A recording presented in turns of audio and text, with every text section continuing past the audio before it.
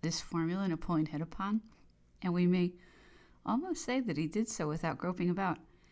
And at the first attempt, he recognizes two beings in his own person, one which in physical, intellectual, and moral process has wants which must be respected, for which complete liberty is necessary.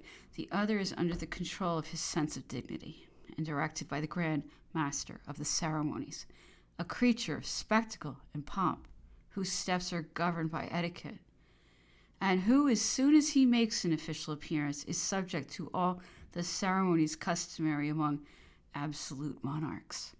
The man retains his right to think, to work, to live as he would, to act as he pleases. The sovereign preserves the surrounding necessary for his dignity, but from this surrounding he only accepts symbolic services, which are the representatives only of those real duties for which originally every office was instituted. It is this which Napoleon was fond of stating, that he was first who had separated the service of honor, an expression coined in his time, from the service of necessity, that he had put aside all that which was real and menial to substitute for it that which was only nominal and purely decorative. He founded this innovation on the following reasoning. A king, said he, does not exist in nature. He only exists in civilization. There cannot be a naked king. He is only a king when he's dressed. True for him, the theory was false as far as concerns kings by divine right. No doubt they do not exist in nature, but it is because they are above nature. Their power is supernatural in its origin and by its transmission. It is thus, at least, that they look on themselves, and thus that those around them understand them. It matters little whether they wear the badge of their dignity or not. Their character is indelible. It is independent of the exercise of their power. It does not depend on the coronation which most of them received at Reims. The coronation is for them only an investiture. It is only consecration. Naked they are kings to the full, as much as clothed, and the domestic duties which the great ones of the kingdom perform in dressing them or in dressing them assert without contradiction the permanence of their monarchical power. In the case of Napoleon, on the contrary, his character is new. He is dependent on a triple investiture, military, national, and religious. In the past, he is connected with nothing. In the future, he leads to nothing. The honors which are shown him are addressed to the sovereignty with which he is invested, a sovereignty, the badge of which he ought to wear, not to the man who reserves the right to have a private life and unofficial life without failing in his duty as sovereign, without failing short of royalty, as did Louis XV and still more Louis XVI. Possibly this distinction did not present itself to the mind of Napoleon, or probably he did not. Even St. Helena wished to express it because it would have been the avowal that so far his power was inferior to that of the Bourbons.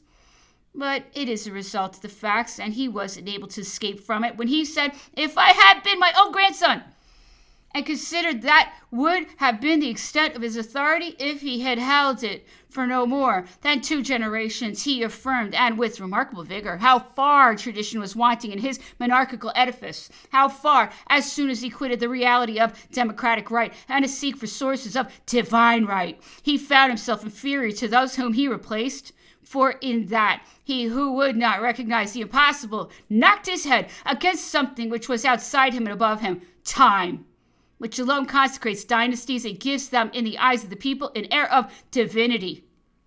To reconcile that which forms the reality of his power with that which up to that time had been the representation of it, the emperor is therefore compelled to have 2 existences. One, a parade, has for its stage the appartement d'honneur, and the state apartments of the palaces, the chapels, the theaters, the Corps Legislatif, the Sénat, Notre Dame, and the Hôtel de Ville.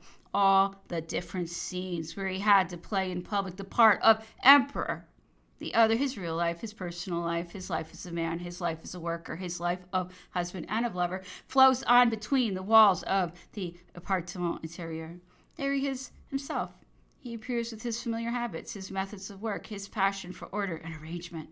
It is there that he must be seen if we attempt to represent the man that he was capable of being, and if we wish to form a notion of his normal existence, that which enabled him to be equal to his work and to fulfill his destinies, if we wish to form a notion which approaches at all closely the historical truth.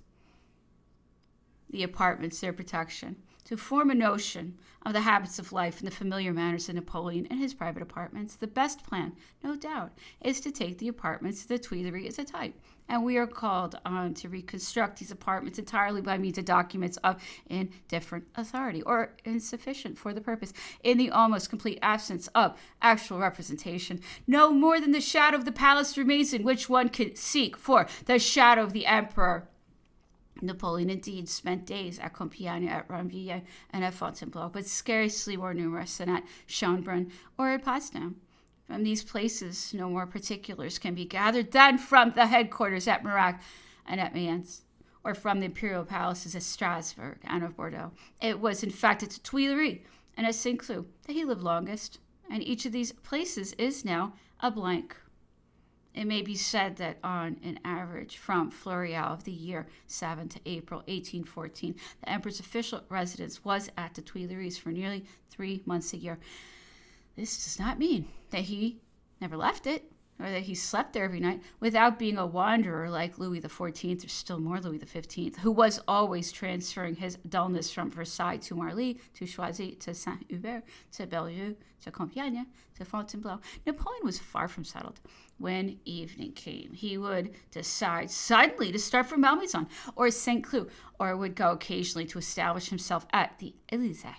Would start off and pass a day or even a night at one of the chateaux, which he had given to his companions of war, Grosbois or Grignon, for example. This was not noticed in the official reports of his movements. It was not even in the early times entered in the Journal Il Voyage. It used to be said, especially at the beginning of his reign, that he wished to keep his household perpetually on the alert, to accustom it to change quarters at once, and that it pleased him to add to the difficulties of the Grand Marshal and the serving people. In fact, it satisfied his craving for continual activity and movement. But go where he would, he liked to find the rooms arranged in the same order as at the Tuileries. He wished his private apartment to be similar, with furniture made on similar patterns and arranged in identical positions. As soon as his necessaries were unpacked, his portfolios open, he at once became at home. He had everything he required at hand, for no man had fewer different wants, fewer fancies, or was more regular. That which formed the familiar surroundings of his life was contained in a few chests, one might even say in a few small boxes, and however great may be his magnificence, however much he desired to clothe his surroundings with grandeur, and remain in the emperor much of the sous lieutenant of former years, ready to start when the trumpet sounds to horse, and only wanting a few minutes to court his baggage. Thus his palaces have always the air of an inn. All his personal belongings follow his person, and when he has left there is no trace of his passage, nothing to indicate his tastes, nothing to show his character or his habits.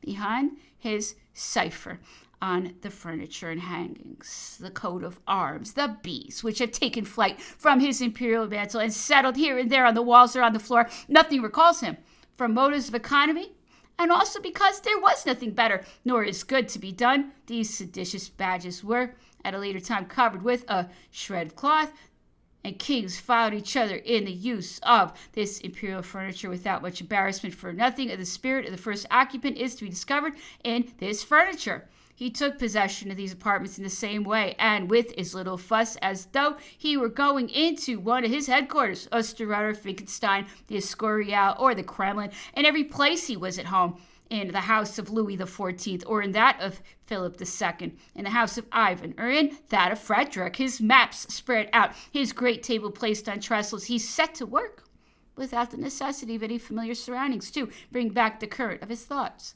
That mattered little to him. He had a mania for order, but it was satisfied at a very slight cost. It aimed at what was necessary, not it was superfluous. He thought nothing either of the richness of the furniture or of the sumptuousness of the decorations, but much of the arrangement of his actual tools, indispensable either for his physical existence or for the production of his brain. It is for this reason that in his apartment, the arrangement which he had himself drawn up and which was contrived so as to be identical in whatever place he went to, for which a few screens sufficed, gives much more insight towards a knowledge of the man than the decoration of the rooms, and that the positions occupied by the pieces of furniture in regular use reveal more than the description of the furniture itself. The latter does honor to the maker. The other shows a manner of life.